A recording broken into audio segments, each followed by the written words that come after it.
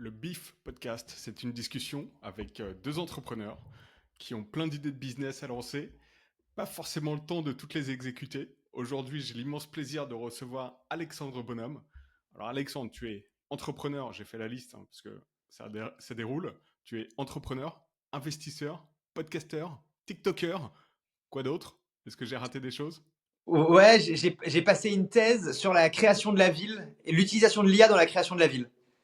C'est D'accord. c'est un peu le point de base, donc théoriquement, d'ici quelques semaines, je serai aussi officiellement docteur. Bah voilà, docteur, Voilà. ça rime en plus avec tout ça, donc c'est parfait. Ouais, Et aujourd'hui, donc en plus d'être docteur, investisseur, podcasteur, TikToker, tu es le cofondateur de Will Labs, qui est une startup dans l'immobilier. Tu peux nous expliquer ce que fait Will Labs? exactement. Je vais t'expliquer assez précisément. Et je vais surtout préciser un truc, c'est que tout ça, c'est pas des choses que je fais de manière disparate, si tu veux. En fait, tout est lié à Will Labs. Ma thèse a été faite dans le cadre de Will Labs. On va dire la partie podcast slash TikTok slash contenu en ligne de manière générale est liée quand même fondamentalement à mon expérience d'entrepreneur et donc à Will Labs. Investisseur, advisor, c'est peut-être la seule chose qui n'est pas fondamentalement liée à Will Labs, encore que on est en train de bosser sur une projection pour aussi se diriger un peu là-dedans. Donc, en fait, mon vrai métier, on va dire, ce que je fais vraiment, c'est CEO de Will Labs. C'est ça mon quotidien, c'est ça que je fais 10 heures par jour. Et c'est ça que je fais depuis longtemps, puisque ça fait maintenant 6 ans en tout. On va dire de nos débuts où on n'avait que Will tout court, qui était donc l'outil data, qu'on a fait évoluer en Will Labs il y a 2 ans, avec toujours l'outil data, évidemment, et puis des activités liées à l'immobilier, on va dire en dur. Et bah, là, je vais expliquer maintenant ce que fait Will Labs, mais voilà. Donc Will Labs, c'est une boîte qui globalement permet aux faiseurs immobiliers, marchands de biens, promoteurs immobiliers, et aux investisseurs de se rencontrer pour déployer de l'argent de manière, on va dire, de manière efficace. Donc, notre business, concrètement, c'est quoi? On a d'un côté toute une communauté d'investisseurs. Alors, nous, on ne fait pas de l'investissement, on n'est pas Tudigo, on n'est pas une boîte, on n'est pas Brix. C'est pas du tout ça. Nous, on a une communauté d'investisseurs institutionnels. Donc, on travaille vraiment, c'est que du B2B. C'est que des invests qui ont des poches assez conséquentes à déployer, des fonds d'investissement, des family office, quelques high net worth, mais il faut vraiment que les volumes soient importants.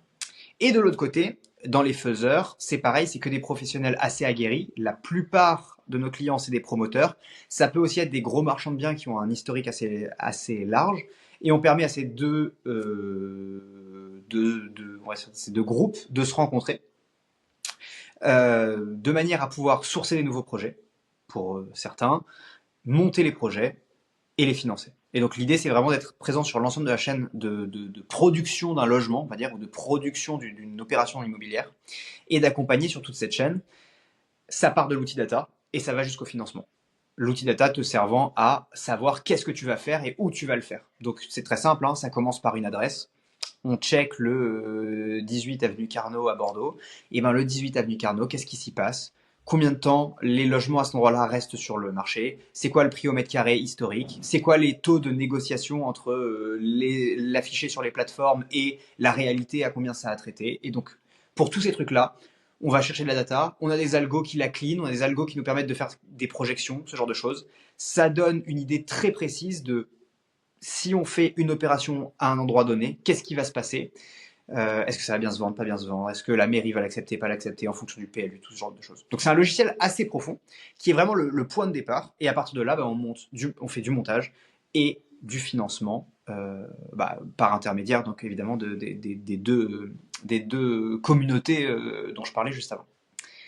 Donc voilà ce que fait Will Labs. Et aujourd'hui, Will Labs, très important, est actif dans 4 pays. La France, évidemment, où on a démarré et où on a fait 5 des 6 ans de la société. Et depuis un an, on ouvre d'autres pays, notamment l'île Maurice, où j'étais la semaine dernière, le Maroc et l'Espagne. depuis là quelques mois. Très cool. Le fait de lancer à l'étranger, c'est une décision stratégique par rapport au marché français qui est un peu plus calme en ce moment? Alors, excellente question. Pour être très précis, ça n'a pas été dans un premier temps une décision stratégique, ça a été, pour être très honnête, un coup de chance. Ok. En fait, ce qui s'est passé, donc, on est sur le marché français, ça marche très bien, on est capable de déployer partout en France. Il n'y a pas de zones qui nous font peur, on va dans le sud-est, dans le sud-ouest, à Paris, dans le nord, bon, peu importe. Et en travaillant dans le sud-est, des apporteurs d'affaires nous proposent des opérations à l'île Maurice, en nous disant qu'il y a énormément de liens avec la France, c'est francophone, il y a plein d'avantages, la régulation est peu ou prou la même. Enfin, je passe les détails techniques parce que c'est pas très intéressant, mais on peut faire de la VFA, on peut mettre en place des GFA, donc les investisseurs et les acheteurs sont globalement rassurés du process qu'on peut mettre en place là-bas. On n'est pas dans un pays avec des lois et des méthodes complètement différentes, comme ça peut être le cas pas très loin de chez nous. C'est le cas en Espagne, par exemple, où la plupart du temps, il n'y a pas de GFA. Donc si tu finis pas un building, c'est pas ton problème, c'est le problème en gros de celui qui l'a acheté, ce qui n'existe pas en France. En France, tu finis pas un building, l'acheteur sera couvert par ce qu'on appelle une GFA, la banque va intervenir, il va finir l'ouvrage. Voilà. Pour la faire courte et simple, hein, mais c'est à peu près ça l'idée. Donc, on se rend compte qu'à Maurice, il y a le même truc. Donc, on se dit, OK, opportunité, on va faire des études, on va y aller, on va voir ce qui se passe là-bas. Il y a eu un an entre les deux, mais ça a hyper bien marché. On est sur 5 OP en ce moment. Aujourd'hui, c'est le pays qui représente la plus grosse partie de notre chiffre d'affaires. Ensuite, une fois que ça a bien marché une première fois à l'étranger, là, c'est devenu un plan stratégique en se disant, OK, en plus, dans le même temps, le marché français, comme tu l'as très bien dit, est devenu plus compliqué. C'est vraiment tendu. Il y a plein de raisons à ça qu'on pourra évoquer, mais il y a eu les taux, il y a eu la hausse des matières premières, il y a eu... Enfin bref, du coup, ça a emmené, on va dire, la demande à la baisse. Ou en tout cas, c'est pas vraiment la demande qui a été emmenée à la baisse, mais ce qui a été emmené à la baisse, c'est la capacité des demandeurs à financer cette demande. C'est-à-dire, les banques prêtent plus, pour la faire courte aussi. Et là, on s'est dit, OK, aller à l'étranger, c'est un point stratégique. Et donc là, c'est devenu une stratégie de la boîte. Mais en fait, la manière dont on l'a trouvé n'était pas stratégique. On s'est pas dit, tiens, le marché français a un problème, on va aller là-bas. Il y a eu une opportunité, on a saisi l'opportunité de manière totalement opportunistique. Et une fois qu'on s'est rendu compte qu'on savait faire, que c'était possible et qu'on avait confiance là-dessus, on s'est dit, OK, maintenant ça devient une stratégie et maintenant on va la déployer. Mais je te mentirais si je te disais que un jour on a eu la brillante idée pour ne pas subir le marché français, on s'est levé, on s'est dit mais bien sûr faut aller à l'île Maurice. Non, non, c'est pas vrai, c'est pas vrai du tout. Voilà. C'est ça aussi l'entrepreneuriat, hein, c'est saisir les opportunités quand elles apparaissent et c'est faire des paris sur des choses que tu n'aurais pas forcément mis dans une stratégie ou Ah dans mais ton business plan. c'est complètement ça, hein, c'est complètement ça. Le business plan de l'époque et le business plan d'aujourd'hui, si tu veux, si je fais sur les 2 dernières années quoi, en gros. Hein, Mhm. il a rien à voir. Pourquoi? Parce que, alors j'exagère, mais 3 dernières années, on va dire. 3 dernières années, il y a 3 ans, le marché français est en plein boom. On n'a aucun problème de financement, aucun problème de commercialisation. Et les seuls problèmes qu'on a, et le problème qu'on résout vraiment, c'est aider avec les rapports et ainsi de suite, les promoteurs et les investisseurs à obtenir leur permis de construire. Là où on gagne de l'argent, en fait, c'est résoudre un problème administratif. Parce qu'ils ne viennent pas forcément nous voir pour bien calibrer le projet, puisqu'ils savent que quoi qu'il sorte, ils vont le vendre, le projet. Bon, j'exagère un poil, mais tu vois le truc. C'est-à-dire que de par Pinel, de par le dynamisme du marché, de par les taux à 1%, de par tout ça, globalement, tout le monde y allait essayer d'investir. Tout le monde essayait de trouver de la défisque. Voilà, c'était hyper dynamique. C'est 3 ans plus tard et tu as un marché qui est atone. Il suffit de voir les stats pour se le dire, hein, mais aujourd'hui, moi j'habite à Bordeaux, je ne sais pas si je te l'avais dit, mais Ouais. Bordeaux, tu as une hausse de 40% des faillites, des fermetures d'entreprises. En numéro 1, c'est les entreprises immobilières. Entreprise immobilière, ça veut dire quoi? C'est-à-dire agence IMO, promoteur et tout ce qui est relié évidemment, hein, BTP, construction, machin, mais globalement, c'est la sphère immobilière qui a le plus souffert. En deuxième, c'est la viticulture et tout ça.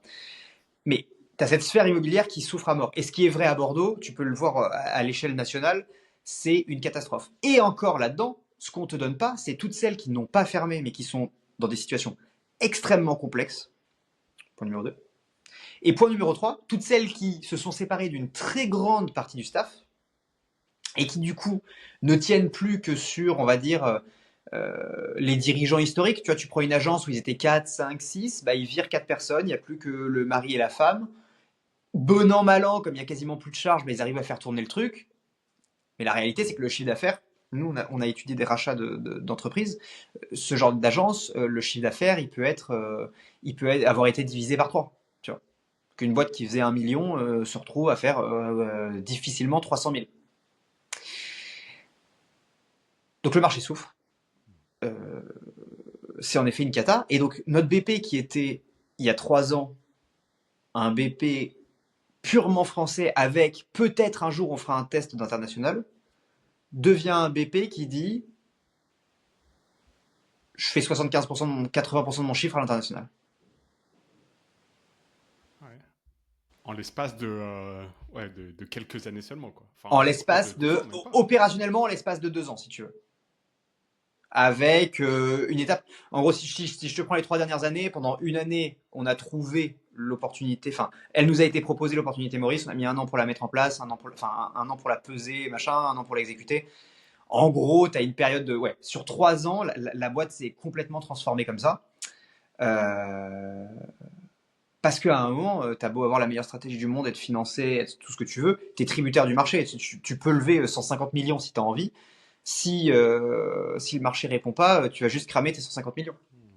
Enfin, on a beaucoup de PropTech que je citerai pas, parce que, ou qu'on peut citer parce que c'est public, mais que ce soit Mastéos, que ce soit Haussmann récemment, euh, qui ont souffert énormément, alors que c'est des belles boîtes, probablement avec des bonnes idées, des bons concepts qui ont marché à un moment, euh, mais qui n'ont pas su faire face à un marché qui est devenu atone. Et quand le marché se contracte, y a rien que tu puisses faire pour. Voilà, tu peux pas créer un nouveau marché. Tu peux le faire sur certains produits, mais sur de la maison, si tu veux, s'il y a plus de prêts, bon, le nombre de personnes qui ont 500 000 ou 1 million en cash pour les mettre sur la table, si tu veux, tu les comptes sur les doigts d'une main. Ouais, bien sûr. Donc on a bien compris que Will Labs, c'est un business à l'intersection de la data, de la tech et d'un secteur très terrain comme l'immobilier. Et en préparant là juste avant l'enregistrement, tu disais, toi, tu es super intéressé justement par tu viens pas ici juste pour présenter des business IMO, mais des business IMO avec des ramifications dans d'autres industries, dans d'autres thématiques. C'est un peu ça ton état d'esprit aujourd'hui. Alors, Comment tu vas aborder la chose? moi, ce que je vois aujourd'hui, mais alors, pour être pareil, très précis, ce que je vois aujourd'hui, et ce qui en fait a souvent été le cas, mais on le voyait pas parce que c'était toujours plus ou moins sous le même axe, et je vais revenir dessus sur cet axe-là, mais c'est que l'IMO seul, ça suffit pas. Je m'explique. Les boîtes souvent qui marchent le mieux en IMO, le seul truc qui souffre pas en ce moment, c'est le luxe. Pourquoi? Parce que le luxe, c'est pas de l'IMO seul, c'est de l'IMO lifestyle, si tu veux. Je te donne un exemple. Hein. Quand tu achètes un T2, tu sors de ta période étudiante, tu as ton premier CDI, tu décides de t'acheter un T2 dans un centre-ville.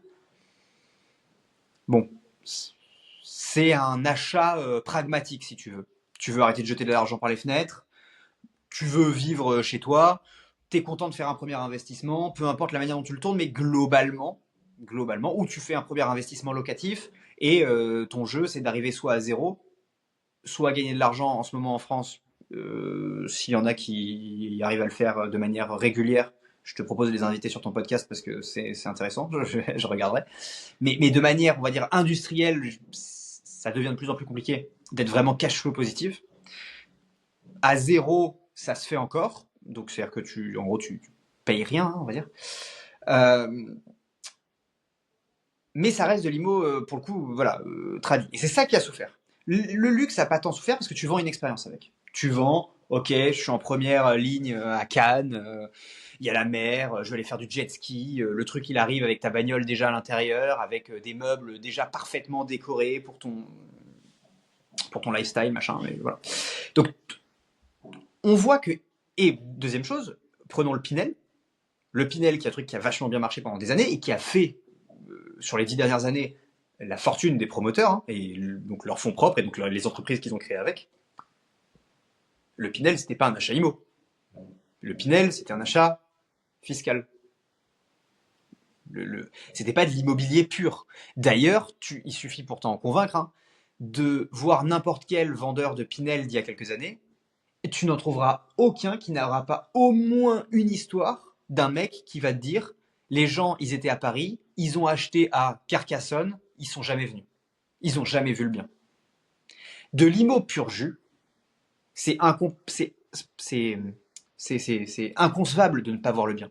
Tu peux pas ne pas voir ce que tu es en train d'acheter, puisque si tu l'achètes pour vraiment faire de la rentabilité, c'est l'emplacement qui est important, c'est le fil, tu vois, ou les datas que nous on fournit et qui te permettent de prendre des décisions avisées. Mais en tout cas, c'est un truc très pragmatique.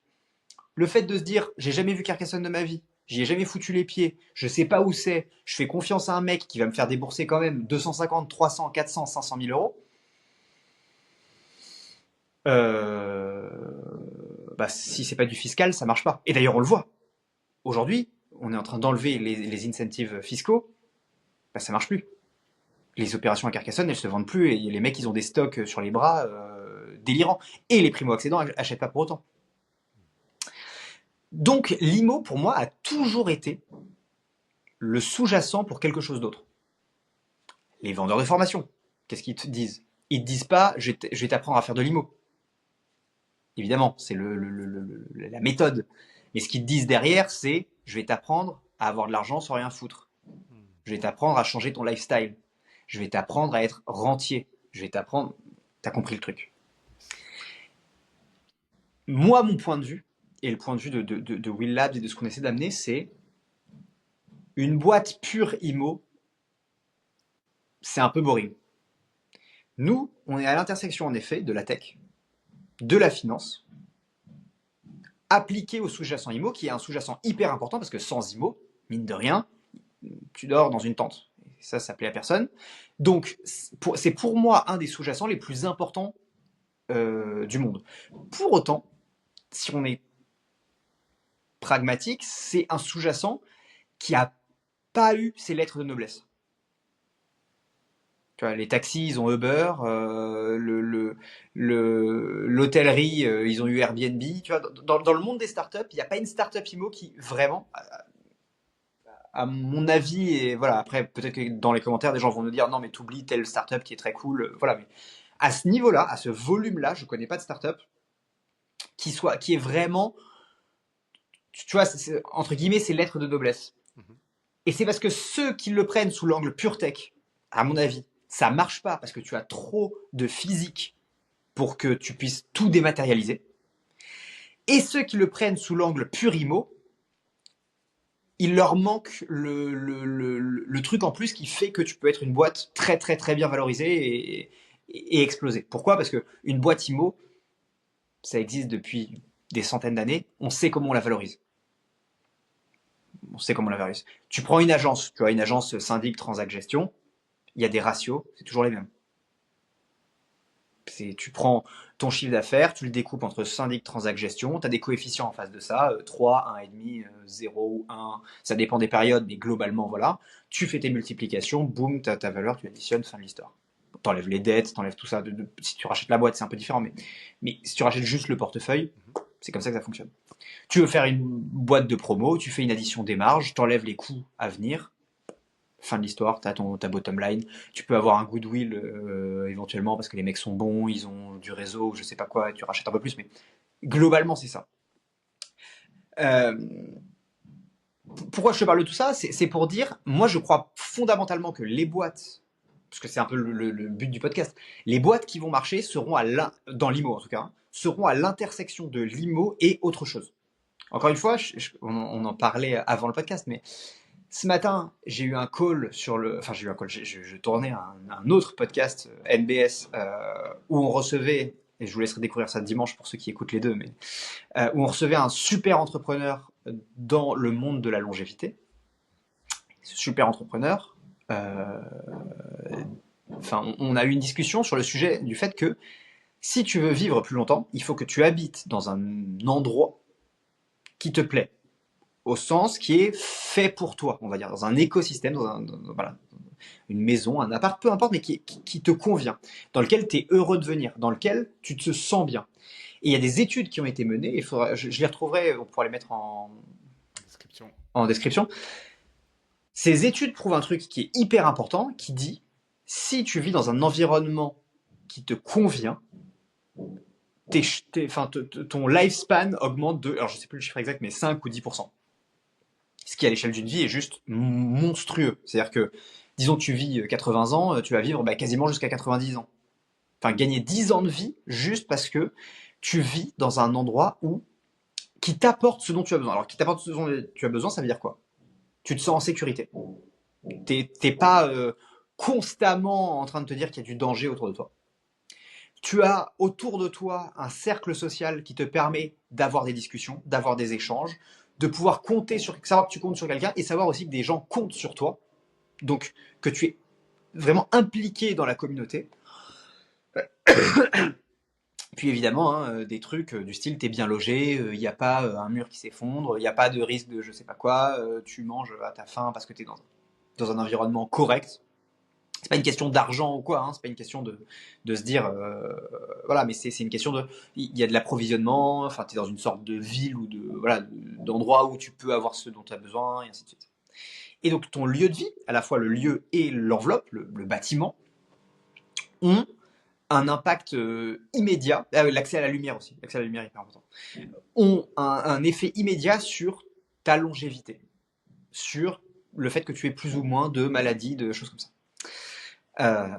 C'est une autre intersection. C'est pas une intersection que nous on gère aujourd'hui, mais dans le logiciel, dans ce qu'on fait, c'est des choses sur lesquelles on se projette et on se dit ok, est-ce que c'est le genre de choses est-ce qu'on peut mettre des scores qui permettraient de dire ok, ici, si vous êtes tel type de personne, il y a de grandes chances que vous vous sentiez bien pour telle et telle raison. Et donc, ça va se sentir sur votre santé. Ça va se sentir aussi sur les opportunités de travail, le lieu où vous habitez. Il y a un super article de Paul Graham, le patron fondateur de YC, qui parle de ça, qui dit que l'endroit où on vit, en fonction de ce qu'on essaye d'accomplir, augmente ou diminue nos chances de réussite de ce même objectif. Je donne un exemple très concret. Vous voulez réussir dans la finance.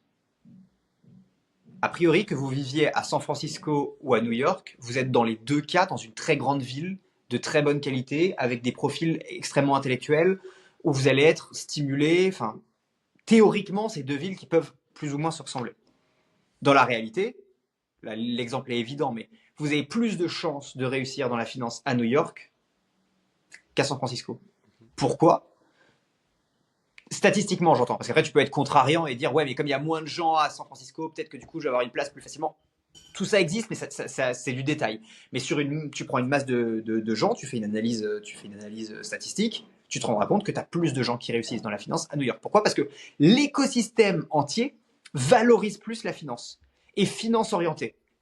Si tu veux monter une startup, c'est l'inverse. Il vaut mieux que tu ailles à San Francisco. Il y a tout un article comme ça qui est super bien expliqué. Et donc ça, c'est des choses qu'on essaye petit à petit de mettre en place pour essayer de comprendre comment fonctionnent les villes, les parcelles, les quartiers dans lesquels on va construire telle ou telle chose. Et pour ça, on a des projets là on a un projet qui vient de sortir où on a fait une Hacker House à Bordeaux. Hacker House, coworking, studio de podcast, enfin bref, une opération un peu, on va dire, multimodale où les gens peuvent rester dormir et ainsi de suite. Truc inhabituel. Sauf que les gens qui habitent, louent et utilisent l'espace sont hyper contents. Et du côté des investisseurs, ils ont une rentabilité qui est meilleure que s'ils avaient tout loué en locatif ou juste en bureau ou juste en quelque chose de traditionnel. C'est donc l'intersection de l'IMO, parce qu'il faut bien faire le truc. Si t'as pas les murs bien montés, voilà. Si t'as pas le permis, t'es niqué. Si t'es pas capable de faire un bilan et puis de te projeter un BP sur l'espace, bah t'avances pas. De l'autre côté, c'est l'intersection avec la compréhension d'une communauté, la compréhension de business annexe, puisque les mecs ils viennent pas pour faire des business IMO. Les mecs ils mettent en place des studios de podcast. Les mecs ils mettent en place des agences de com. Les mecs ils mettent en place des startups, ils dev. Et c'est cet écosystème-là qui permet d'avoir une rentabilité qui est meilleure, tout en respectant on va dire un game plan IMO classique. Donc pour répondre à toute cette grande question où j'ai peut-être un peu divergé quand même, on est chez Will Labs complètement convaincu que l'avenir de l'immobilier n'est pas de l'immobilier pur, mais de l'immobilier à la croisée d'autres thématiques, peu importe l'autre thématique. Il y a plein de thématiques. Là, je te parle que de thématiques que je connais. Tu vois.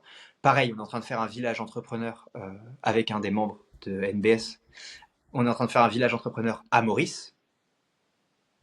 C'est une autre thématique. C'est avec qui? Avec, tu sais, Vivien? Ah, mais c'est Maurice qui va le faire? Oui, finalement. Parce qu'il voulait le faire au Portugal. Exactement. Ok, trop cool. Tout ça pourquoi? Pour dire quoi? Tout ça pour dire quoi? Que ça, c'est des choses que moi je maîtrise ou que je connais ou qui m'intéressent. Mais potentiellement demain, la bonne réponse pour un projet en Normandie, c'est un projet immobilier spécialisé équitation. J'y connais rien en équitation, je sais pas. Mais ce que je sais, c'est que cette intersection-là te donnera dans tous les cas, viendra vaincre en fait les problèmes de marché dans lesquels on est aujourd'hui. Donc c'est prendre la base de l'immobilier. Tu as eu la confirmation avec cet expert cet entrepreneur dans la longévité qui dit que en fait, c'est peut-être pas con de se regrouper avec des personnes qui ont les mêmes intérêts que toi, qui peuvent te créer un support, de l'entraide, de la stimulation intellectuelle. Euh, et tu fais un gros mix de tout ça, et dans ta tête, tu te dis, ok, bon, le futur de l'immobilier, effectivement, ça sera on vous loge, on vous fournit des services par centre d'intérêt. C'est alors même pas forcément par centre d'intérêt. Tu peux avoir des centres d'intérêt croisés aussi. Tu sais, tu peux avoir des trucs où parce que le risque avec ce que tu dis, je suis entièrement d'accord avec toi, mais il y a un concept qui est d'ailleurs est dans ma thèse, qui était le zoning. Le zoning, c'est quoi? C'est de dire, tu regroupes que des gens qui sont peu ou prou identiques. Donc, tu fais un village où il y a que des développeurs, un village où il y a que des libertariens, un village où il y a que des bon. Le risque avec ça, c'est que tu as un côté un peu consanguinité, si tu veux. Ouais. La force Prenons des zones qui ont bien fonctionné, tu vois. Prenons la force de la Silicon Valley. La force de la Silicon Valley, c'est quoi? C'est d'avoir rassemblé des gens avec des objectifs communs, mais avec des backgrounds complètement différents. Super intéressant. Ouais. Complètement différents. La Silicon Valley, elle n'a pas fonctionné parce qu'ils avaient les meilleurs ingénieurs de la planète. Oui, ça a aidé, évidemment. Mais la Silicon Valley, elle a commencé à vraiment, vraiment exploser quand il y a eu une intersection entre des inventeurs, des ingénieurs pour réaliser, des financiers qui sont venus déployer leur pognon, des mecs du marketing qui ont rendu le truc cool et qui ont, enfin, je veux dire, si on reprend l'histoire un peu de la vallée, ça s'est organisé autour de Stanford, en gros, hein.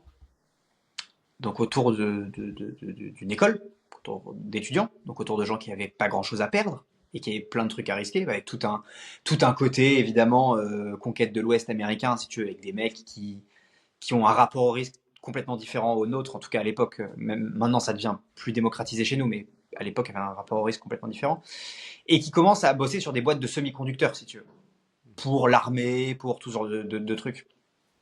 Avec une boîte, je crois, qui s'appelle Fairchild, j'ai pas envie de dire des conneries, mais Fairchild Semiconductor, ou je sais pas quoi. Bref, qui derrière, avec des ramifications, fournira l'armée américaine et tout ça. Et puis, mais jusque-là, c'était des mecs, certes, c'était important, certes, c'était des super boîtes, mais c'était pas connu comme ça l'est aujourd'hui. Et l'essor vraiment de la vallée, on va dire, historiquement, des mecs me diront que j'ai tort, mais post-Apple, post-Microsoft, entre cette partie-là, on va dire jusqu'au milieu des années 80, jusqu'à après, ce qu'on connaît aujourd'hui, c'est-à-dire c'est les plus grosses boîtes de la planète, et puis voilà, ils ont gagné.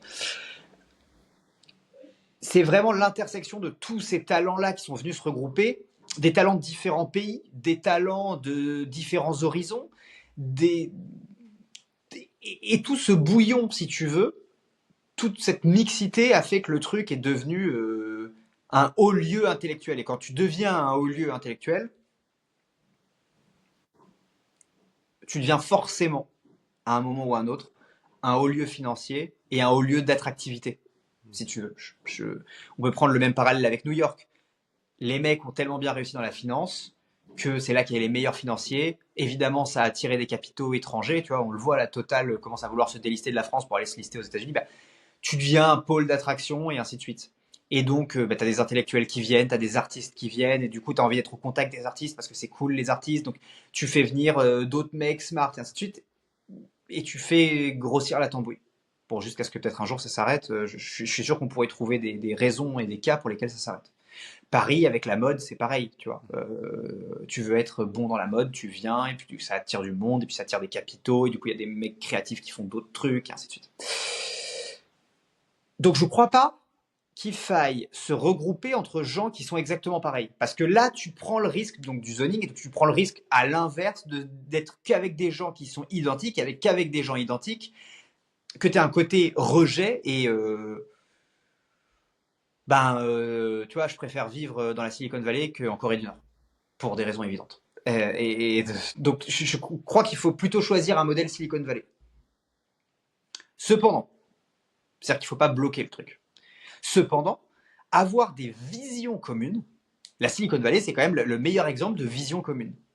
De mecs qui ont des manières de réfléchir différentes, qui ont des backgrounds différents, mais qui se disent on va à peu près là-bas. À peu près là-bas, ça veut dire quoi dans la Silicon Valley, Je ne sais pas si tu as déjà été, mais globalement, quand tu vas là-bas, le discours, c'est il n'y a rien d'impossible. On va créer des sociétés gigantesques qui améliorent la vie générale des gens. On va push the human race forward. Donc, tu vois, on va pousser l'innovation et l'espèce humaine plus loin et à son paroxysme. En gros, aujourd'hui, on va aller sur Mars, on va devenir immortel, on va créer des IA qui font plus ou moins tout à notre place. J'en oublie peut-être, mais tu vois, on va créer des villes intelligentes où tu seras dans un niveau de confort qui est extraordinaire. Les bagnoles vont se conduire toutes seules, tu n'auras rien à faire. Des robots vont faire des trucs à ta place. Whatever, mais tu vois, on est à peu près là-dedans, quoi. Je pense pas avoir oublié grand-chose. Tu vois. Et donc avec cet objectif commun, les mecs arrivent à s'accorder, à mettre de côté leurs différences, mais à les amener quand il s'agit d'être créatif. Et je crois que c'est un peu ça qu'il faut viser à petite échelle. Je te donne un exemple dans notre opération de Bordeaux, là. Les mecs viennent tous de backgrounds différents. Je crois pas qu'il y en ait deux qui soient du même background, tu vois, qui est la même chose. Par contre, la force, c'est les synergies entre eux. Les trucs qu'ils sont en train de développer en se disant attends, mais toi tu fais ça, moi je fais ça, potentiellement on va réussir à faire un truc différent. Ou potentiellement, toi, j'ai besoin de toi. Donc, ok, toi, tu vas me filer une presta, mais moi, demain, je vais te rendre l'appareil parce qu'en fait, je vais communiquer sur toi, donc je vais te ramener d'autres clients. Peu importe comment ça fonctionne, tu vois, mais cette entraide, ce côté, alors on pourrait appeler ça du réseau, mais ce serait bassement matériel, tu vois, ce côté écosystème, ce côté j'avais écrit un truc à une époque que j'avais appelé le capitalisme réticulaire, c'est-à-dire un capitalisme qui fonctionne comme des cellules. C'est-à-dire, en gros, si tu veux, dans un environnement, tu as plus de cellulaire sain, tu as plus de chances de te développer. Et, et donc, je pense qu'il faut garder cette mixité, il faut pousser le truc, et il faut par contre arriver avec des gens qui finissent par avoir des idées ou des idéaux communs. Genre, l'idéal commun, ça peut juste être tout simplement, on peut faire mieux. Et je crois qu'on peut faire mieux, c'est déjà une phrase qui, à partir du moment où tout le monde est d'accord pour se dire ok, on peut faire mieux, déjà t'enlèves une énorme partie d'ego qui est moi ce que je fais c'est incroyable. Moi ce que je fais c'est extraordinaire, j'écoute pas les autres, machin, je me mets non. Non. On peut faire mieux, tu vois. Ensemble on est plus fort. Et ce genre de truc très philosophico, hippie, tout ce que tu veux, tu vois. Mais, mais fondamentalement, c'est ça qui a drivé la Silicon Valley. À New York, ce qui les a drivés, c'est on peut faire plus de fric. À la limite, si tout le monde est d'accord, pas de problème, tu vois. C'est pas le sujet. Et donc c'est un peu ça l'ambition avec les programmes, on va dire une partie des programmes qu'on développe, parce qu'évidemment, comme tout le monde, on a une réalité économique, donc on ne peut pas développer que des programmes de cette ampleur et de cette complexité-là, parce que ça vient avec tout un paquet de complexités très différentes de je gère un T2, hein, qu'on soit bien d'accord. C'est pas aussi simple que ça. Par contre, ça marche mieux. Factuellement, ça marche mieux. Super intéressant. On mettra les liens de tout ce dont tu as parlé en description. Ouais, bien sûr. Faudrait que j'ai Vivien aussi sur le podcast. Faudrait que je le contacte parce qu'il a des idées et il est super intéressé également par un auteur. Je pense c'est un milliardaire, Balaji, Ouais, qui bien développe sûr. le concept de network state. Et je Ouais, pense bien sûr. que tu as eu des sous-entendus un peu qui font des ramifications avec ce concept. Je l'ai pas cité, je suis désolé, je l'ai pas cité en effet, mais c'est évidemment moi un de mes gros, comment dire, une de mes grosses inspirations, à minima. Et Balaji, pour moi, il va loin, il va très très loin parce que lui, il propose dans la phase finale, hein, on va dire, il propose carrément le fait que on s'affranchisse des passeports de certains pays, qu'on donne nous-mêmes, donc concepteurs de network state, un, un passeport. Ce qui, pour connaître un peu le monde politique, risque d'être compliqué, risque de frotter un peu. Mais en effet, là où Balaji a par contre entièrement raison, c'est cette philosophie de pourquoi on n'est pas capable de re-questionner notre style de vie de la manière la plus fondamentale possible, à savoir à quel pays j'appartiens, à quelle communauté j'appartiens et où est-ce que je vis et comment je fais ça avec comment je vis avec mon environnement. Et là-dessus, par contre, je pense que Balaji a complètement raison, a été précurseur parce que c'est une théorie qui date de pré-Covid, je crois. Je pense que la première version de Network State, c'est un truc genre 2017, si je dis pas de bêtises. Mais peut-être que je me trompe. Et il y a des auteurs encore plus vieux dont j'ai mangé le nom, mais un auteur américano-allemand, américano-germain, je sais pas comment on dit, mais bref, mi-allemand, mi-américain, euh, qui, qui a qui a beaucoup écrit sur les cités-États et comment tu pourrais faire tout ça. Enfin, il y a beaucoup de projets qui se développent dans ce truc-là. Moi, je pense que c'est des projets, aujourd'hui, ceux qu'on porte, euh, et ceux que. Il y a Prospera, par exemple, ou même ce que fait Balaji, qui sont sous-représentés.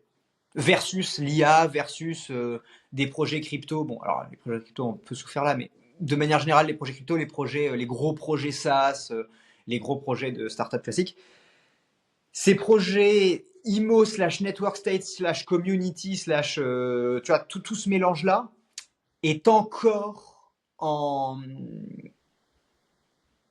gestation et encore en gestation.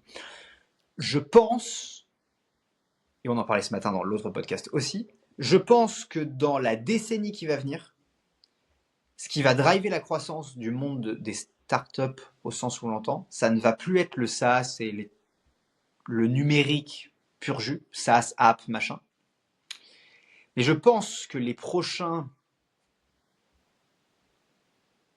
Google, Amazon, qui tu veux, et on va faire aussi après une petite différence sur les différentes phases, mais Google, Amazon, ce sera des boîtes sur la Smart City, la longévité, l'exploration spatiale, j'en oublie, mais ceux que j'ai cités tout à l'heure. Parce que je pense qu'on est arrivé au bout, à minima d'une phase du numérique. Ça sert plus à grand chose d'avoir le 74e SaaS pour tu vois, faire du CRM pour les coiffeurs en Franche-Comté. Au bout d'un moment, oui, mais non. Oui, ça sert à rien d'aller claquer 120 millions de Vicimony dessus. Enfin, à mon humble avis. Ça veut pas dire que les mecs peuvent pas trouver un marché. Ça veut pas dire que les mecs peuvent pas faire de l'argent. Ça veut pas dire que c'est pas des bons entrepreneurs pour ça. Je dis juste que la prochaine révolution, à mon avis, elle est sur des trucs beaucoup plus compliqués, que maintenant il va falloir faire un leap, et que ça a été aussi, et Peter Thiel le dit dans plusieurs interviews, ça a été une facilité de ne pas aller sur les gros sujets. Parce que J'ai entendu ça, le effectivement. numérique était vachement financé, donc il suffisait de faire une app, trouver un marché, machin, pour prendre du fric, et on avance. Au bout d'un moment, ça marche plus. Maintenant, il va falloir passer la seconde, et maintenant, il va falloir l'énergie, j'ai oublié, évidemment l'énergie, tous ces trucs, tu vois, fondamentaux qui peuvent vraiment envoyer le monde dans une nouvelle direction. Parce que ce qui s'est passé la première fois avec le numérique, Google et ainsi de suite, ils ont envoyé le monde dans une nouvelle Bien dimension. sûr. Je veux dire, il y a quelques années, moi j'ai connu, je sais pas quel âge t'as, mais j'ai eu 30 ans, enfin je viens juste d'avoir 30 ans, j'ai connu une époque où quand on était à l'étranger, c'était chiant de parler à ses potes parce qu'on n'avait pas, il n'y avait pas encore Facebook, il n'y avait pas machin. Moi, j'ai connu des époques où on n'était pas tout le temps connecté sur notre téléphone. On a réellement, je pense, changé la dynamique du monde par le numérique. Et c'est pour ça qu'aujourd'hui, des entreprises comme Google, Apple, Microsoft, machin, sont méga valorisées. Pourquoi déjà la deuxième vague n'arrive pas autant à se valoriser? Parce que Airbnb, ce que j'appelle la deuxième vague, Airbnb, Uber, tu vois, toutes celles-là, Mhm. l'innovation est déjà moins, comment dire, a moins impacté le fonctionnement du monde. Mhm. Oui, tu as une appli pour réserver ton taxi, mais bon, tu passais un coup de fil, tu réservais quand même un taxi. C'est Ça n'a pas moins changé la face du monde. fondamental, c'est moins parce que Google quand c'est arrivé, ça a bouleversé plein de choses. Alors que Uber, tu veux dire que ça bouleverse juste à la limite ton mode de transport, ce qui est déjà énorme, hein, bien entendu. On Ce est qui est pas déjà en- géant, enfin, je remets absolument pas en cause l'innovation et puis la manière dont ils ont géré la boîte et puis Mhm. le côté marketing qui était génial, enfin, zéro débat, hein. Je dis juste que fondamentalement, c'est difficile pour un Uber ou un Airbnb d'être autant valorisé qu'un Google, puisque Google a fondamentalement changé, à mon avis, le cours de l'histoire, entre guillemets, là où Airbnb et Uber sont des giga business. Mhm. Tu vois la différence entre les deux? Et je pense que là, et on voit que depuis Uber et Airbnb, quasiment aucune boîte ne se valorise pareil. Alors tu vas me dire, oui, il y a on pourrait prendre TikTok comme étant je veux dire, tu vois, un contre-exemple. Mais bon, des contre-exemples, t'en as un ou deux. Et puis en plus, TikTok, t'as des questions de géopolitique derrière. Enfin, c'est pas aussi simple que juste, voilà. Je veux dire, combien il y a d'applis de réseaux sociaux qui se sont effondrés. Il y a quelques semaines, mois maintenant même, on avait fait un podcast sur euh, l'app de Naval Ravikant. Ah oui, Euh, AirChat, AirChat, c'était bon, le truc a disparu complètement, tu vois. ah ouais, Et pourtant, c'est effectivement. Naval, et pourtant, il avait des users, et pourtant, il y a un moment, ça s'est excité, et pourtant, enfin, tout ce Mhm. que tu veux. Bah non, juste non. Pourquoi? Parce que le numérique seul, à mon avis, ne suffit plus. Il faut passer à autre chose. Et cette autre chose, c'est tout ce genre de grands projets lourds, avec souvent de l'infrastructure, ou à minima, dans le cadre de OpenAI, machin, de la puissance de calcul. Et je pense que OpenAI, par exemple, est le précurseur de cette nouvelle période. Parce que ça pourrait être assimilé à du numérique, c'est vrai, mais avec une composante tellement, tu vois, exponentielle potentiellement, que pour moi, ils font partie d'une nouvelle catégorie qui est l'IA. Et d'ailleurs, tu le vois bien, puisque dans OpenAI, la majorité du cash cramé, c'est pas du people ou du marketing. Zéro quasiment. Enfin, j'exagère un peu, mais c'est pas grand chose. La majorité du cash cramé, c'est du compute.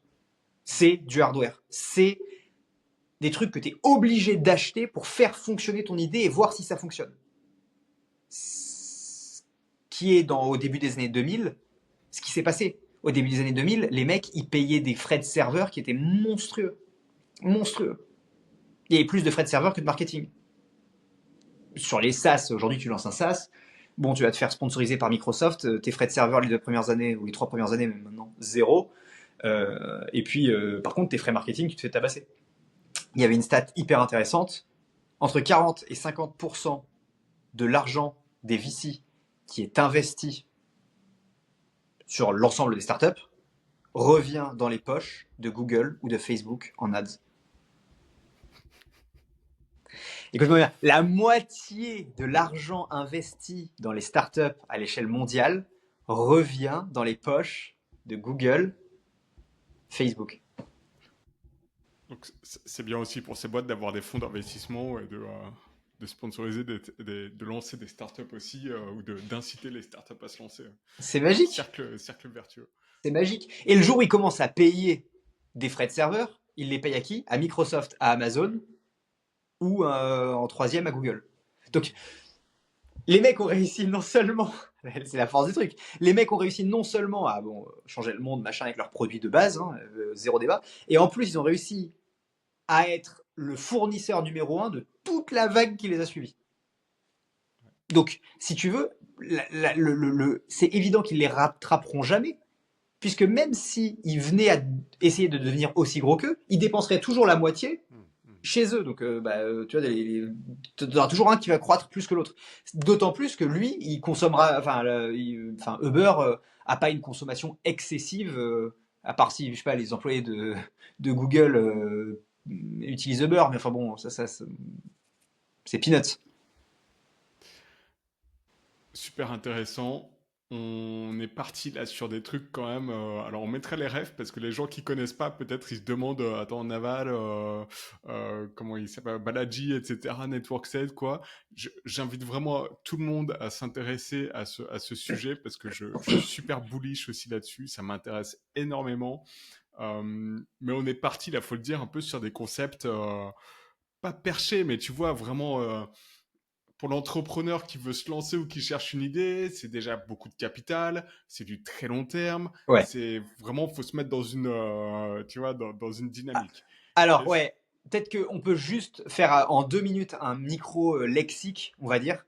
Ok, super. Naval, c'est le plus accessible de tous. Naval, c'est un entrepreneur, Naval Ravikant, c'est un entrepreneur américain qui est très connu pour avoir monté plusieurs boîtes. Donc, la première, c'était Angel List. Angel List, qui était une sorte de club en ligne de business angel pour financer les boîtes de la Silicon Valley. Mhm. Et donc, grâce à ce poste-là, il a été très connu dans le monde des startups. Il a écrit un bouquin qui s'appelle L'Almanach de Naval Ravikant, que j'invite tout entrepreneur à lire, étant donné que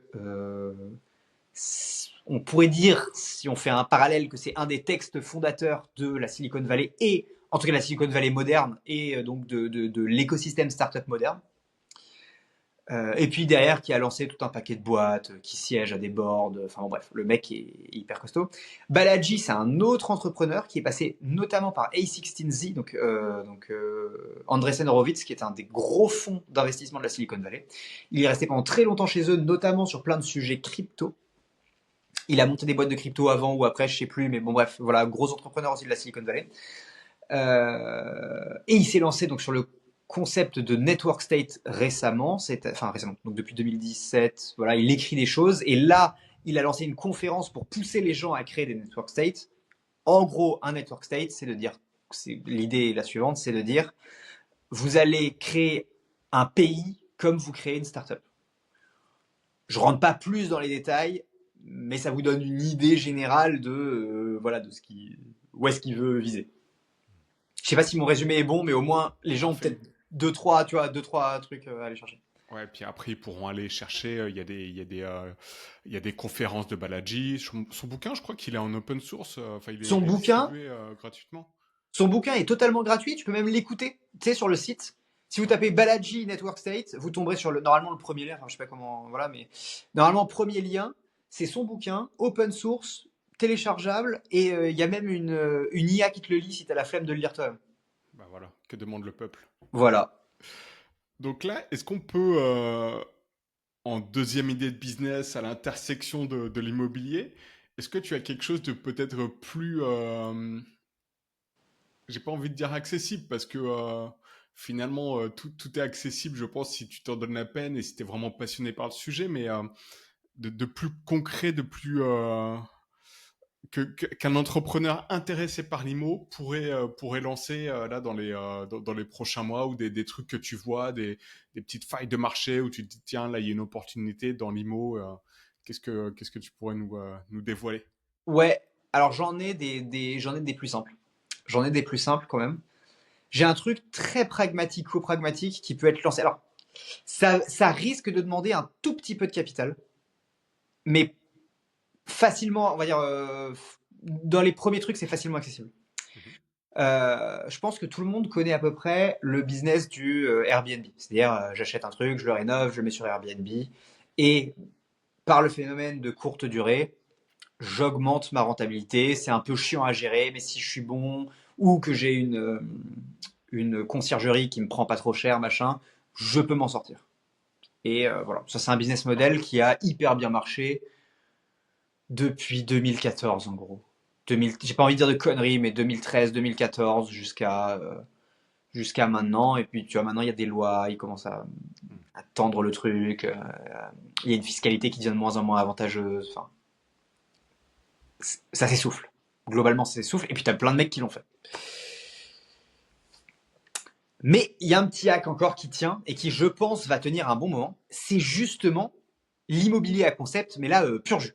Quand je dis l'immobilier à concept pur jus, c'est, tu dis, un truc qui marche vachement bien. Et d'ailleurs, ça marche bien sur Airbnb.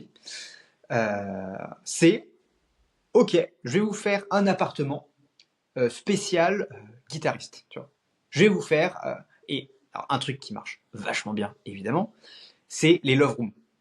C'est le concept de base, si tu veux, qui a lancé le truc.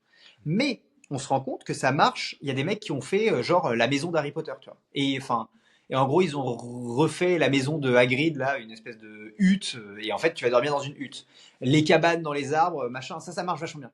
En fait, quand tu arrives à te démarquer avec un angle marketing, bah, tu trouves des trucs qui marchent vachement bien. Et t'es pas obligé d'en arriver à un extrême qui est, on va dire, une sorte de petit network state tel qu'on le fait nous avec tout un immeuble, des dizaines de personnes, une agence de gestion qui s'assure que tout fonctionne bien, des studios de podcast à l'intérieur, des machins, des trucs, une app demain qu'on est en train de développer, une app pour que chacun puisse échanger, machin, blablabla, échanger entre différents sites. Ça, c'est compliqué, je suis d'accord avec toi.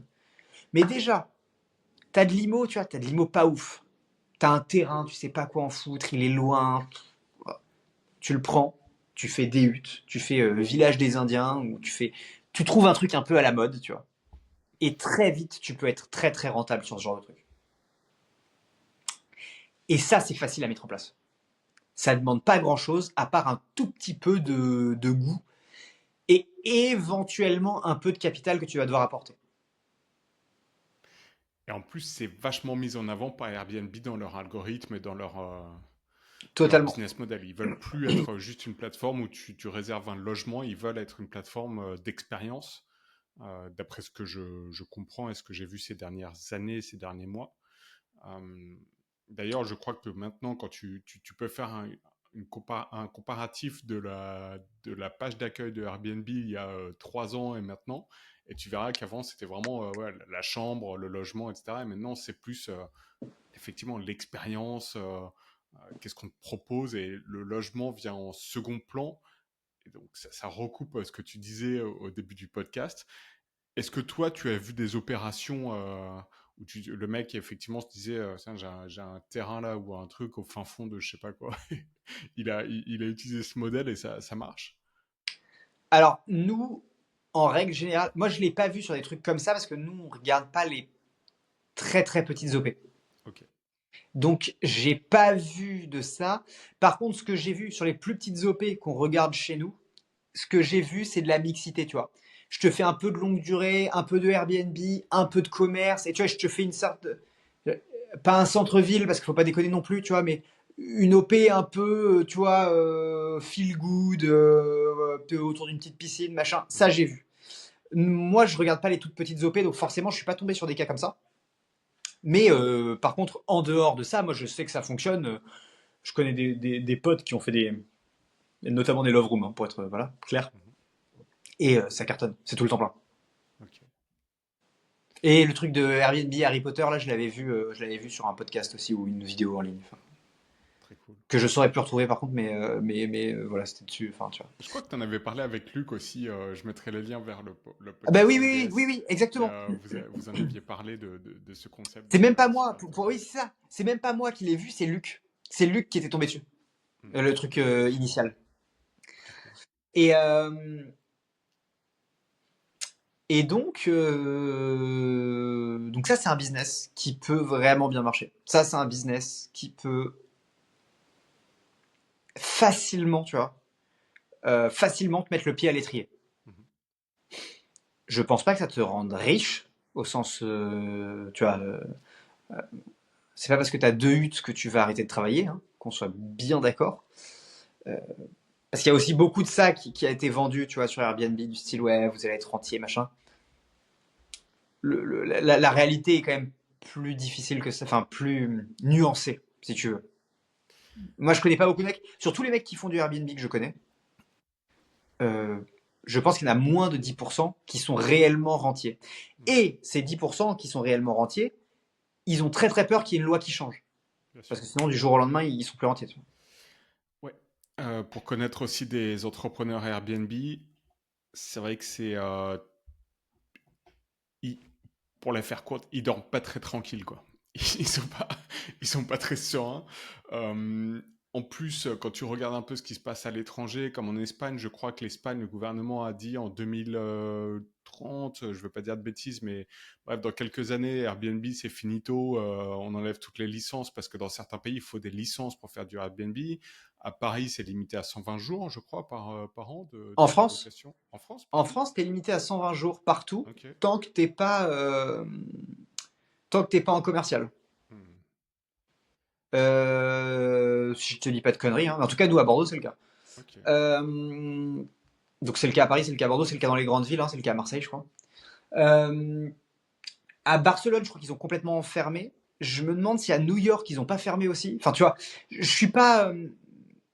Tu vois, Airbnb, je le mets à la limite entre l'IMO et l'hôtellerie, donc c'est pas parfaitement mon job, mais Mhm. donc j'ai pas envie de te dire de bêtises et de dire une bêtise à tes auditeurs, mais par contre, c'est sûr que c'est de plus en plus sous pression. C'est de plus en plus sous pression. Parce que, alors il y a des vrais problèmes, hein. Airbnb empêche le bon logement à plein d'endroits, hein, quand même, Mhm. de la population. Enfin, c'est une vérité. Après, qu'on décide que oui, chacun fait ce qu'il veut chez lui, je suis assez d'accord. Enfin, tu vois, c'est une question qu'on doit aborder ensemble entre guillemets. Mais mais euh, mais c'est sûr que ça bloque un paquet de logements. Ça, Mhm. c'est factuel. Est-ce que tu as une idée de business éventuellement qui serait en parallèle de l'IMO? Quand je pense IMO, je pense forcément rénovation. Quand je pense rénovation, j'ai déjà mal à la tête. Je me dis, je vais contacter 10 000 boîtes. Sur les 10 000, il y en a une qui va me faire un devis. Le devis va être à peu près potable. Et puis après, je vais le rappeler, il va jamais me répondre. Je fais le gros cliché, hein. Mais il n'y a pas un truc à faire là-dedans. Et je me suis vachement creusé la tête là-dessus. Je me dis, je comprends pas qu'il n'y ait pas une boîte un peu comme, tu vois, dans la construction, les gros projets. Tu vas Ouais. chez Vinci, tu vas chez Bouygues. Tu me corriges si je me trompe, mais il y a une réputation, il y a quelque chose, il y a du sérieux, il y a de la qualité. C'est des boîtes qui sont reconnues même à l'international pour être des figures de la construction, de la rénovation du BTP. Pour le particulier, je pense que tu demandes à 100 personnes leur expérience sur la rénovation, 99%, ça va être mauvais. Ouais. 95, ça va être vraiment mauvais. Il n'y a pas un En truc à faire. Qu'est-ce que tu en penses, toi, qui est là-dedans, qui est 100% Entièrement d'accord là-dedans? avec toi. Entièrement d'accord avec toi. En fait, c'est que justement, Bouygues et Vinci, à part à la marge, hein, mais touchent pas à la rénovation. Bouygues et Vinci, ils te posent du béton, c'est-à-dire que t'as rien. Et d'ailleurs, tu le vois en France, certes, mais tu le vois surtout à l'étranger. Quand tu vas à l'étranger, notamment en Afrique, Bouygues et Vinci sont extrêmement présents. Mhm. Extrêmement présents. Et puis, t'as pas peur de faire appel à eux quand tu veux faire un port tu vois, de 75 hectares, t'y vas, tu vois, ils y vont, ils t'envoient les équipes, enfin, c'est des machines de guerre. C'est des machines de guerre. Parce que c'est quand même plus facile. Je mets vraiment le truc entre guillemets, que personne ne pense que ce que je dis, c'est que ce qu'ils font, c'est facile. Mais c'est, en tout cas, en termes d'orga, c'est plus facile de gérer 15 gros chantiers avec des mecs où tu sais que c'est des cadors et tu les mets, et tu t'organises bien ton truc, que de gérer, en France, je sais pas combien il y a de rénovation annuelle, mais 50 000 petits trucs dans 50 000 petits endroits différents, tout ça pour aller gagner 10 000 euros par chantier, c'est un autre jeu. Et cet autre jeu, soit tu arrives à faire une entreprise intégrée, c'est-à-dire que tu as une seule boîte qui contracte et puis qui prend tout le monde en salarié et qui a on espère, le même niveau de rendu partout. C'est ce que fait Bouygues, c'est ce que fait Vinci. Soit, l'autre option, et il y a des plateformes qui ont essayé, les plateformes whitelist les artisans, et ensuite t'envoies les artisans en fonction de où est-ce qu'elle a besoin. Mais là, t'as beau whitelister un mec, c'est une boîte de 2 personnes, un jour il s'est pas levé, un jour il fait faillite, un jour il a un problème, un jour il a ci, un jour il a ça. Ben, voilà. Donc, à mon avis,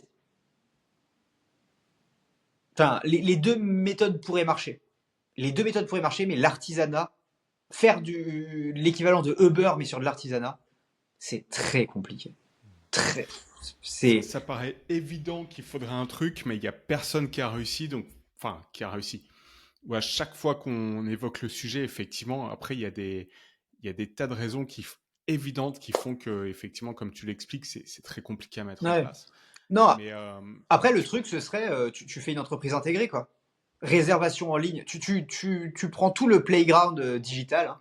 Réservation en ligne, on vous fait un meilleur truc, on respecte le côté développement durable, enfin, tout ce genre de truc, tu fais tu te la joues vraiment start-up et tu lèves 150 bars et tu internalises tout le monde. T'embauches 3000 mecs. 500 plombiers, 300 plaquistes, 700 carreleurs, enfin tu vois. Mais là, tu dors j'ai pas, quoi. pas envie de gérer ça, hein. Non, c'est horrible. Je préfère aller gérer 15 gros contrats à Oman, en Afrique du Sud, et puis 3 autour de Paris. Et puis je sais que de toute façon, je prends mes 15 millions, bon, mes 100 millions par chantier. Et puis, ok, ça va être chiant, ok, ça va être long, ok, ça va être difficile. Il faut des ingénieurs de Polytechnique pour s'assurer que tout fit bien, machin. Pas de problème. Mais à la limite, les ingénieurs de Polytechnique, je suis Vinci, je sais où les trouver si tu veux. Bien sûr.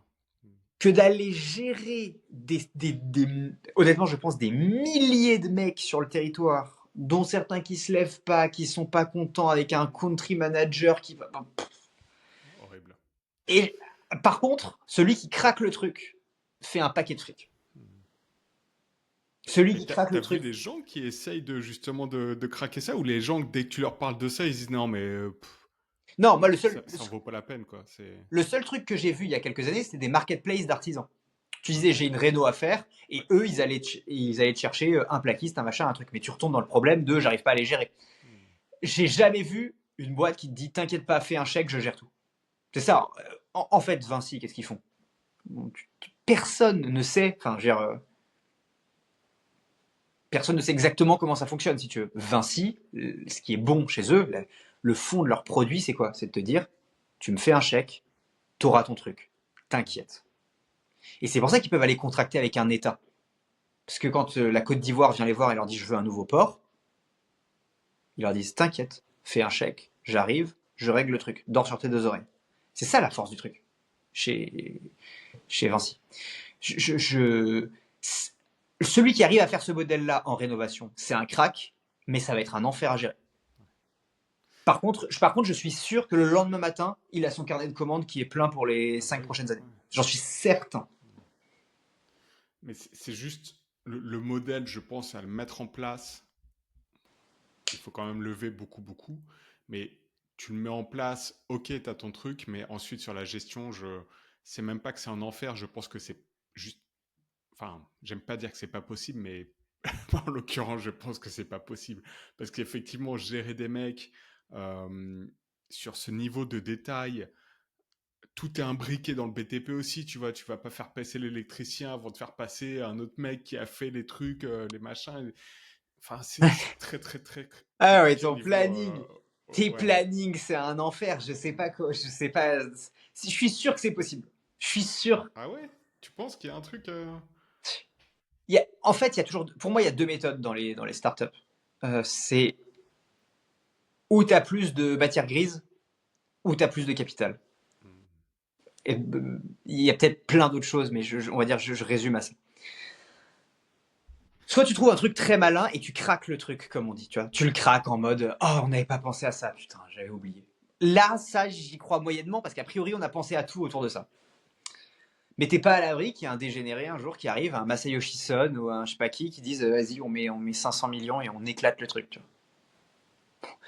Et puis, tu prends 15 product managers par région, dont les mecs font que des plannings pour faire passer l'électricien avant, nanana. Puis après, ils te mettent des petits scripts d'IA ou de je sais pas quoi pour automatiser un maximum de trucs. Et puis tu finis par y arriver, tu vois. Je sais pas s'il y a des boîtes. Tu vois, il y a quelques années, alors bon, ils avaient raison, mais pendant un temps, ils ont eu tort. WeWork.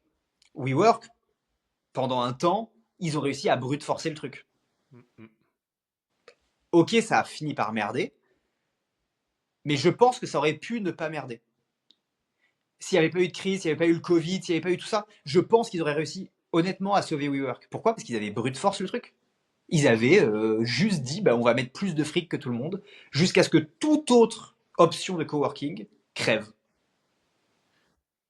Alors, tu connais très bien le sujet WeWork bien mieux que moi. Tu avais également fait un épisode, je crois, avec Luc, Ouais. que je mettrai encore en description.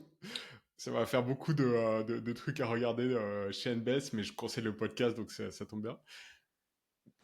D'après ce que j'avais compris, WeWork, ça a craché parce qu'ils étaient valorisés comme de la tech, alors qu'en fait, c'était juste de la location d'espaces de coworking. Et ils étaient sur un business où ils louaient les espaces, c'est ça? Ouais, alors en fait, c'est ça. En fait, si tu veux, c'est pas tant leur valorisation. Parce que la valorisation, ça te tue jamais une startup. Tu peux avoir du mal à relever des fonds derrière et tout ça, mais tu pourrais baisser ta valo. Enfin, tu peux te démerder en fait. C'est pas tant ça qui. En effet, t'as raison. Hein. L'analyse que tu fais, t'as raison. C'est une boîte de location pur jus qui a été valorisée comme de la tech. Ça a foutu le bordel à des moments, mais c'est pas ça qui a tué la boîte. Ok. Ce qui a tué la boîte, c'est le fait que, c'est l'étape 2, de ce que tu as dit, c'est le fait que le business model était mal branlé, puisque tu louais des espaces plus chers que ce que toi tu les louais. En fait, pour faire craquer les mecs, pour que les mecs acceptent de louer à WeWork et acceptent de louer à WeWork vite, ils disaient, bah ok, votre immeuble il coûte 1 million par an en location, je vais vous le louer à 1,5 million. Et eux, ils avaient un business model où ils avaient calculé que l'immeuble coûte 1 million, ils arriveront à le louer à 1,2 million en découpant. Sauf que comme ils étaient obligés de faire des suroffres pour emporter les deals sur les immeubles, bah il y avait ces 300 000 là, ils n'étaient pas prévus dans le BP. Hmm. Alors tu vas me dire 300 000 sur un immeuble, on s'en fout. Ouais, mais 300 000 quand on a 4 000 d'immeubles et que tous les ans tu te fais défoncer et que là en plus je te dis 300 000, mais c'était des montants, tu vois, des fois c'était des 10 millions, 15 millions par an. Donc là, autant te dire que chaque année tu te fais éclater ta trésor.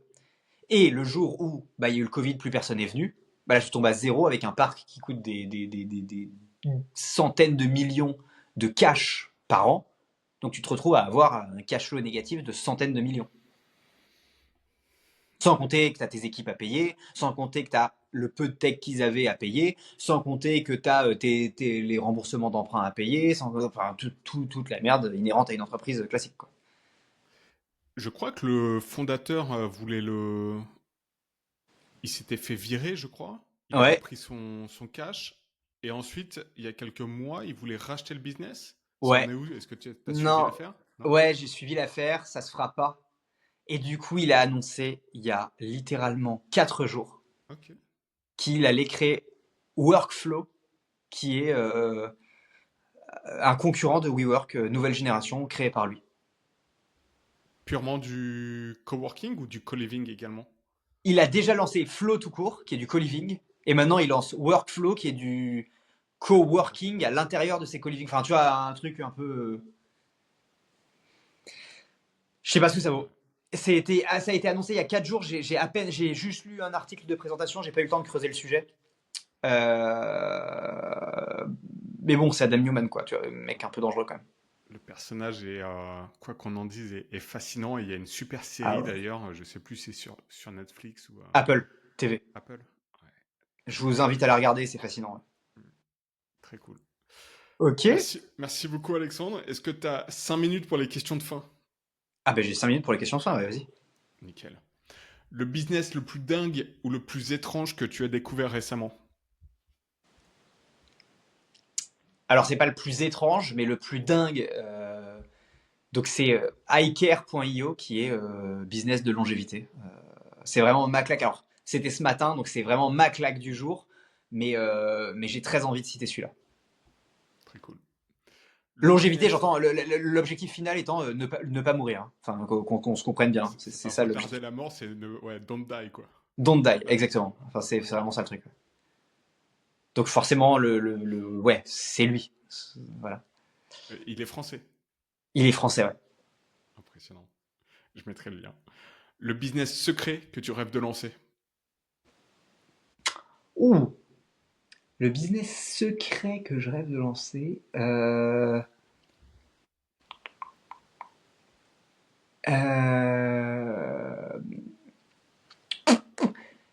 il y en a plusieurs.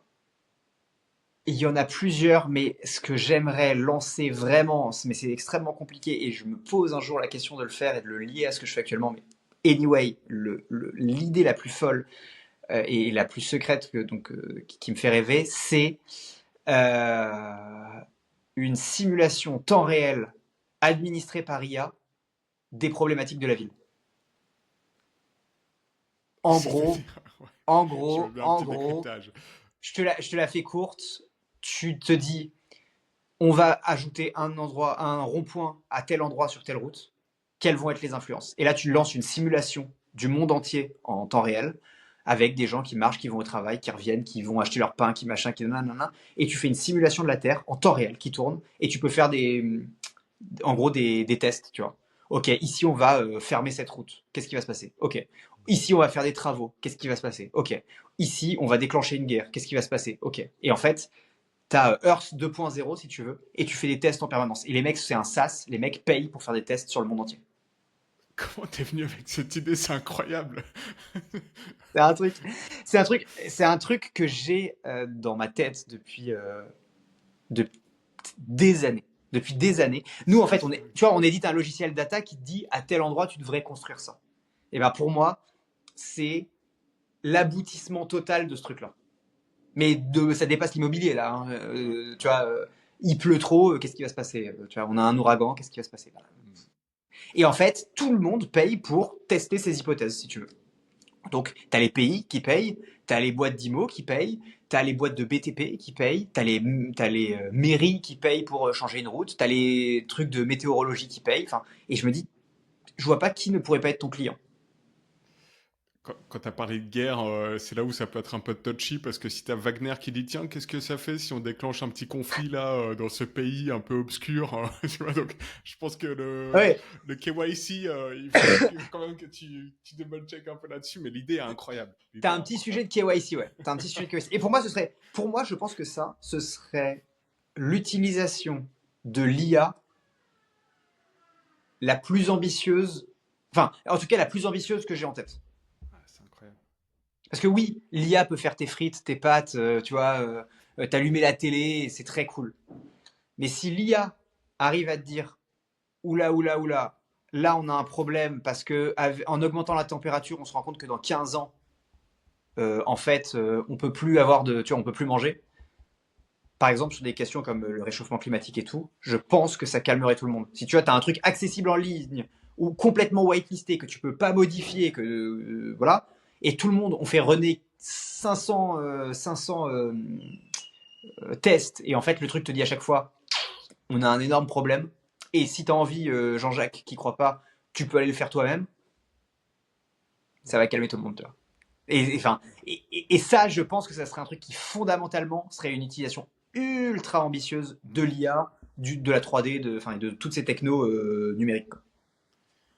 Ça sort un peu des questions de fin, mais je prends juste 30 secondes. J'ai l'impression que tu fais partie de l'école des gens qui pensent que les entrepreneurs devraient sortir des schémas un peu classiques et construire des choses ambitieuses. Ça te tient à cœur. C'est quelque chose c'est un discours qui revient de plus en plus de les SaaS, ok, c'est cool, il n'y a rien de mal à faire un SaaS, mais peut-être que utiliser votre énergie, vos ressources, vos contacts pour faire des choses qui, bah, tu vois, qui vont vraiment changer le monde, mais au-delà du discours marketing de we build a better future, tu vois, un peu bullshit, etc. Vraiment de faire des trucs ambitieux qui potentiellement, à échelle d'une décennie, peuvent changer la donne, quoi. Moi, je suis complètement convaincu de ça. Enfin, pour moi, en fait, si tu veux, être un entrepreneur, c'est aller là où c'est difficile et incertain. Aujourd'hui, le SaaS, on connaît le playbook. J'ai rien contre. Et je suis le premier, quand un entrepreneur, tu vois, en ce moment, je suis rentré au board d'un entrepreneur qui fait du SaaS parce que je trouve que son projet est top, que le mec est top, que le truc va marcher financièrement. Et je suis très content de faire ce coup-là parce que je suis certain que le mec est très bon, que ça va marcher. Et je l'encourage totalement. Par contre, quand il aura fini ça, c'est sûr qu'il aura, et qu'il s'il vend la boîte ou peu importe, que j'essaierai de l'attirer dans OK, mais est-ce qu'on peut pas faire beaucoup mieux que ça? Je pense que oui, les entrepreneurs, j'espère en tout cas que les meilleurs entrepreneurs, le mec que j'ai rencontré ce matin, tu vois, que les meilleurs entrepreneurs de la planète sont en train d'utiliser leur jus de cerveau à résoudre ce type de problématique-là. Et ce type de choses-là. Je suis content quand je vois un mec comme Sam Altman qui est pas en train de faire le 12e SaaS où il a quitté Y Combinator. C'est génial Y Combinator, il n'y a pas de problème. Mais je préfère le voir en train de pousser les frontières de l'IA que de gérer un incubateur. Même si, encore une fois, j'ai tout l'amour du monde pour les incubateurs, il faut qu'il y ait des gens qui le fassent. Mais ce que j'espère, c'est que les mecs, quand je vois un mec comme Elon Musk, je me dis que c'est génial. Tu vois. Et pourquoi? Parce que il utilise son énergie, son capital, ses connexions, son savoir-faire, tout ça, pour faire avancer l'espèce humaine. Et sachant que je suis pas forcément un pur libertarien qui dit oui, il faut que ce soit les entrepreneurs qui fassent ça et tout ça, mais il s'avère que pour déclencher quelque chose, vaut mieux un entrepreneur, quitte à ce qu'après les États, les institutions et tout ça suivent. Pas de problème, je suis ravi. Le jour où elles arrivent, je suis ravi. Hein. Si demain un État dit c'est moi qui envoie des gens sur Mars, à la limite, tu vois, je serais content qu'ils le fassent. Rationnellement, ça va plutôt être des entrepreneurs qui vont prendre leurs risques. Et après, les autres vont suivre. Et donc, il faut des mecs qui ouvrent la voie. Et donc, c'est pour ça que moi, j'essaye toujours d'avancer et de transformer le business de manière à ouvrir la voie un peu plus. Tu vois, en 2018, quand on a commencé, on était rares à faire des logiciels de IA data dans l'IMO. Aujourd'hui, c'est plus classique déjà. Bah ouais, mais nous, on est allé un cran plus loin en disant on va faire des villages basés sur cette data. Ok, bon. Et peut-être que dans 2 ans, on dira bah, on a craqué un truc pour faire de l'énergie libre pour ces villages. Tu vois. J'en sais rien. C'est pas dans les tuyaux aujourd'hui, mais. Ou ce que je t'ai expliqué juste avant. Donc oui, je fais partie de cette catégorie d'entrepreneurs. Je suis peut-être le moins hardcore d'entre eux. Moi, je dis pas des trucs du genre ouais, l'État devrait complètement sortir. Je suis moins hardcore que certains. Mais je fais quand même partie de cette catégorie. Ouais. Très cool. On revient aux questions de fin. L'outil Ouais. ou le service que tu rêverais d'avoir en tant qu'entrepreneur qui n'existe pas. L'outil ou le service le...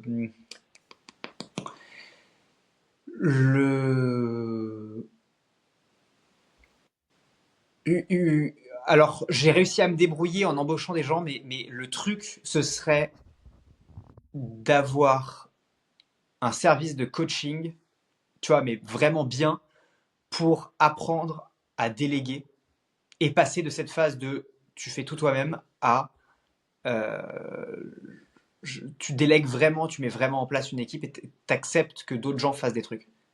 Et ça, je pense que c'est un truc qui m'a fait perdre 2 ans. Alors, je sais pas si c'est faisable dans un produit ou un service, mais pour moi, en tant qu'entrepreneur, ça a été un des trucs les plus complexes à appréhender. Ça n'a pas forcément été painful, mais ça a été complexe. Entendu. Un service, un outil ou une personne que tu aimerais recommander aux entrepreneurs qui nous écoutent. Hum, je vais faire l'inverse si ça te dérange pas. C'est ne vous noyez pas sous les outils. Vous vous rendez pas compte que même pour atteindre des niveaux de chiffre d'affaires très importants et des tailles d'équipe importantes, le nombre d'outils dont vous avez besoin est en fait extrêmement limité. Et plus l'outil est simple à utiliser et massivement utilisé par l'équipe, mieux c'est. Donc soyez le plus lean possible sur les outils que vous mettez en place. Il faut des outils, c'est sûr, mais soyez le plus lean possible. Vaut mieux un bon outil bien utilisé qu'une usine à gaz qui sert à rien. Et je vois trop de mecs se perdre dans les usines à gaz. Et je l'ai moi-même fait. Je te donne un exemple, tu sais, il y a toujours ce mème sur Twitter avec, tu vois, t'as un mec avec une tête un peu de gogol au Ouais. début qui utilise Google Notes. Les trois quarts des gens avec une courbe de Gauss qui utilisent des trucs trop compliqués, genre ouais, Notes qui renvoie vers Notion, qui renvoie vers Obsidian, qui revient vers là. Et à la fin, juste un mec qui utilise Google Notes. Et ben, c'est un peu ça. Je vous invite à cut en fait, tout ce que vous. Il y a un truc que j'ai jamais fait pendant plein d'années et que j'ai fait depuis un an et demi. Tous les 3 mois, je me dis qu'est-ce que je peux cut de ma vie que j'ai mis en place et qui en fait sert à rien du tout. Excellent. Et Excellent. tous les 3 mois, j'en trouve. Donc je vais pas vous conseiller un outil, parce qu'à la limite, je peux vous conseiller Notion, que moi j'ai utilisé Notion à la place de tous les autres trucs. Ok. Mais si c'est pas Notion qui vous convient, virez Notion, c'est pas grave. Et par contre, cuttez un maximum de trucs. Passez 1 heure par mois à cut. C'est du temps gagné. En fait, ça va vous faire gagner énormément de temps après. Super conseil. On en discutait au sein du Sanctuary NBS également, qui est un groupe d'entrepreneurs qui se réunissent en ligne. Je mettrai encore une fois le lien et plus de détails en description. Et il y a un entrepreneur, Rachid, qui m'a un peu retourné le cerveau. Je lui demandais, ou je crois que c'était, je sais plus qui demandait ses outils, etc. Il dit, oh bah moi pour ma liste de tâches, j'utilise mon Telegram ou mon WhatsApp, je sais plus, et il s'envoie des notes. Et comme ça fait sa liste de tâches de la Ah ouais. journée. Mais si ça marche pour lui, tu vois, faut Exactement. pas se compliquer la vie. Ouais, très cool. Dernière question, est-ce que tu recherches des partenaires, des prestataires, des employés, des contacts? Quel est ton actu en ce moment avec Will Labs sur cette thématique? Ah bah évidemment, moi je recherche, enfin moi et du coup et mes équipes, hein, on recherche toujours forcément des clients, forcément. On recherche éventuellement des gens qui ont des boîtes dans l'IMO et qui veulent les vendre, Mhm. ouais, et qui seraient prêts à nous les vendre évidemment. Euh, c'est les grands trucs enfin, ou des gens qui voudraient déployer de l'argent évidemment dans l'IMO. C'est nos grandes catégories, donc ça évidemment on recherche. Aujourd'hui on n'est pas en phase, enfin on est en phase de recrutement dans d'autres pays, mais ça c'est à peu près géré. Mais voilà. Puis moi, je recherche toujours des gens qui veulent discuter, hein. Donc, ils me contactent sur LinkedIn, il n'y a pas de problème. C'est Très avec bien.